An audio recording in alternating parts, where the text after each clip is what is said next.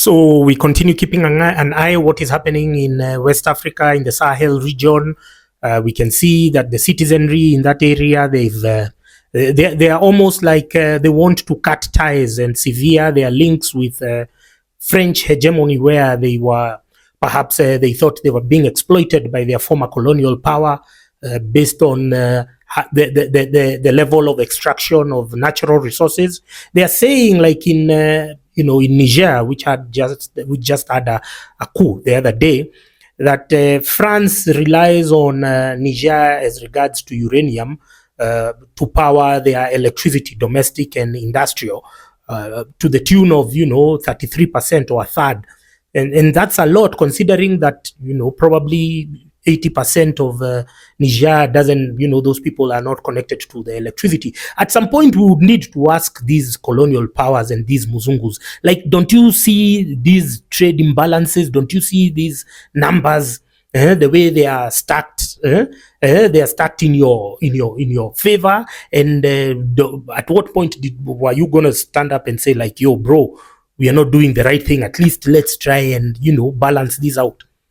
So now we are, as these conversations are escalating, we are realizing that we are more united as Africans. We don't need to be constantly doing these challenges I see with KOT. I don't know, Kenya versus who. Remember that all these boundaries were drawn up in Berlin by colonial powers, and they keep on trying to tell us, I don't remember Russia being a member of the Berlin Conference in 1894. So these boundaries did not exist. People would walk, they would intermarry. Do you know, by the way, that Nairobi is closer to Goma than Kinshasa is to Goma? So we are more closer than the people of the eastern part of DRC. So we were one. It's Wazungus who came to divide us for their own gains. So now the current situation is the Nigerian president Tinubu has sent a notification to Senate as requesting authorization. Of course, this is just a mere formality. This agenda has been drawn up by his Western allies. And they are waiting for authorization to invade Niger, of course, Burkina Faso and Mali, and they are said they are going to stand with Niger. So we are seeing Senegal saying that they are going to be part of the ECOWAS team and whatever in Ghana. It's okay. Let's see how it goes. But the thing is, they will know eventually that the sentiment in the continent, whether you send troops, whether you bomb them with nukes, whether you pull a Gaddafi, the sentiment now is, we are not feeling your vibe. The stakes are different.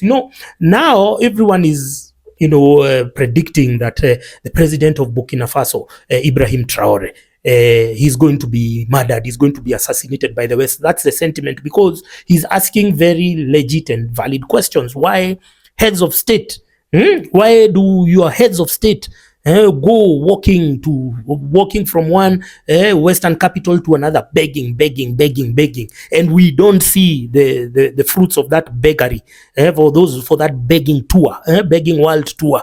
So everyone is predicting that he's going to be assassinated, but his assassination will not be like Thomas Sankara's assassination in 1984. It won't be the same. The assassination now, the sentiment and the mood and the spirit has been captured by a vast majority of Africans.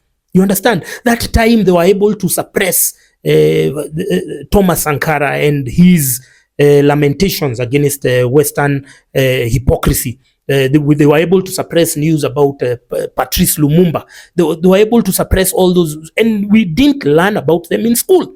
It was suppressed. In our school, in our curriculum, in our 844 curriculum, the one that was created by Daniel Arap Moi and Dr. James Kamunge, the founder of Desta University, together with Dr. Julia Ojiambo, Archbishop Dingi Monanzeki, those are the real traitors. Those are the people we should be jailing.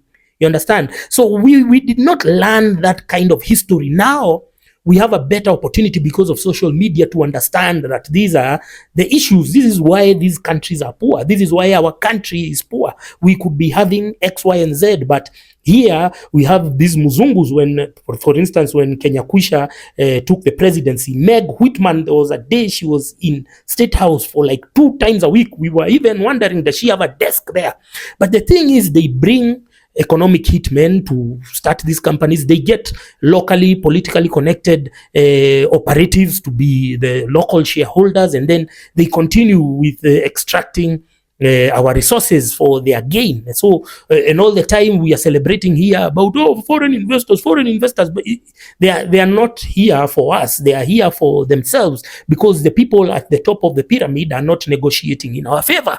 They are not negotiating as regards to jobs. They are not negotiating. In fact, they are changing laws to give these same companies, which have come under the cover of political patronage and foreign investors, they are giving them anti-competitive practices through legal interventions. They go and have, and here we are being told the Africa Growth and Opportunity Act, is helping Kenya. No, it's helping a few investors who they come and they exploit the facilities in Kenya, the resources, the manpower, and then they get those jeans which are made in Kenya. They go to the Western nations. They are sold for $200-300, and then those guys wear them for 2 years, 3 years, and then they come back as mutumba. You see, this is the double standards, the hypocrisy. This is the imbalances that everyone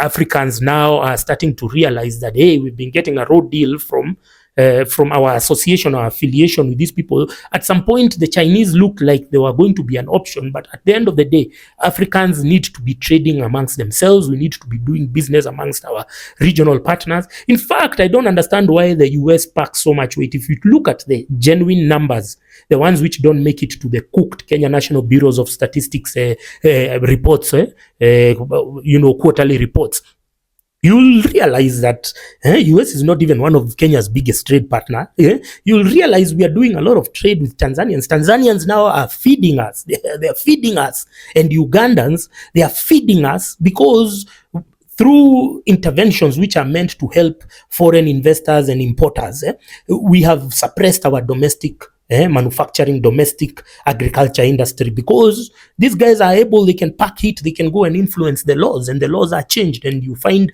they weaponize your KRA. Now they had something in Eldoret where they are being trained as military mercenaries who are going to be coming to extort taxes.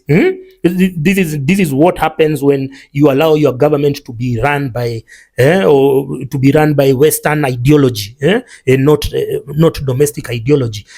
I've been talking about boomers, and of course it is always a convenient fallback when they say that young man is so disrespectful. I'm not disrespectful. We are having the right conversations, because in your infinite stupidity, when you were young, when you had a lot of energy, a lot of opportunity, you guys were coming from the reserve with just a CV. You get a job, you get a mortgage. You could even fake your CV. You get a job, mortgage, everything. What have you left us with? You guys were not having those conversations, which is why the Uhuru presidency was so nostalgic, because you did not analyze the Jomo Kenyatta presidency in the way that it was flawed, in the way that Jomo Kenyatta was a messed up individual in the head. He was just he was an assassinator. He was stealing land. You did not have those conversations, and so because you were stuck in that cycle of lunacy and cycle of can we call it what? You guys were so nostalgic that when Uhuru came back, you started even cooking. I would sit near idiots, or they call themselves Kikuyu Council of Elders, stupid old men, and they would say, hey, Mogo wa Kefiro had predicted that this leadership is going to come back, and because you never analyzed that presidency, it was flawed. Jomo Kenyatta did not increase any tarmac. Everything he was left for by the colonialists, and he did not increase anything.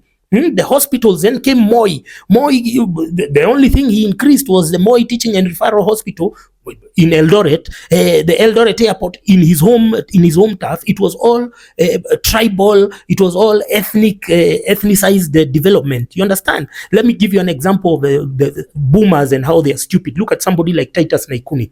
Came and found a flagship airline which was booming. It had routes all over Africa. He came. He started doing his own shenanigans to collapse that company. The company that employs even cabin crew. is owned by one of his wives. You understand? All because of what? So that he can build flats, so that he can build a mall in Kajiado. These boomers are stupid. Don't be like boomers.